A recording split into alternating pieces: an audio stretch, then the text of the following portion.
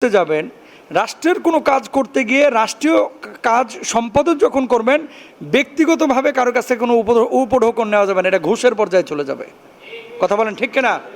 যেটা হয় আর কি, ভূমি অফিসে, ওই বিআরটি এতে, তারপরে ওয়াসা ভবনে, এরকম হয় না যে গ্রাম থেকে আইছে, মাশাল্লাহ দুইটা দেশি বড় বড় মোরগ নিয়ে এসে, কার লাগে? স্যারের লাগে।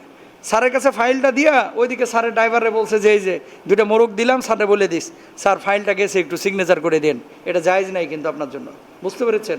এটা জায়েজ নাই। তো আল্লাহর নবী রাগান্বিত হয়ে বলেছে, কেউ যদি একটা বকরির বাচ্চা এভাবে ঘুষ নেয়, কিয়ামতের ময়দানে বকরির বাচ্চার মতো সে এরকম আওয়াজ করতে থাকবে, ব্যয় করতে থাকবে, মানুষজন জানবে যে এটা ঘুষখোর। কেউ যদি মনে করেন একটা উটের বাচ্চা নেয়, উটের মতো আওয়াজ করতে থাকবে।